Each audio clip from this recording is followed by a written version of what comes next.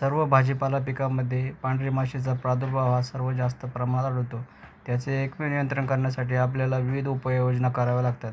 तर त्यामध्ये एकात्मिक कीड व्यवस्थापन पद्धतीमध्ये आपण येलो ट्रॅपचा वापर करून पांढऱ्या माशीचे योग्य प्रकारे नियंत्रण करू शकतो. आपण बघू शकता की आपण येलो ट्रॅप हे वावरामध्ये लावलेले आहेत.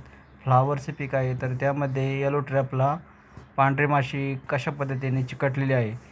तर अशा पद्धतीने आपण जर प्लॉटमध्ये येलो ट्रॅपचा वापर केला तर पांढरी माशी आपल्याला उत्तम प्रकारे 50% नियंत्रणात आणून आपण किडीवर नियंत्रण आणू शकतो. त्यामुळे होणारा खर्चही वाचू शकतो.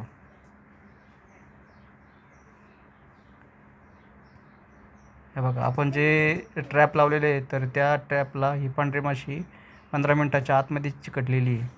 लावून 15 मिनिटच झालेली आहे फक्त.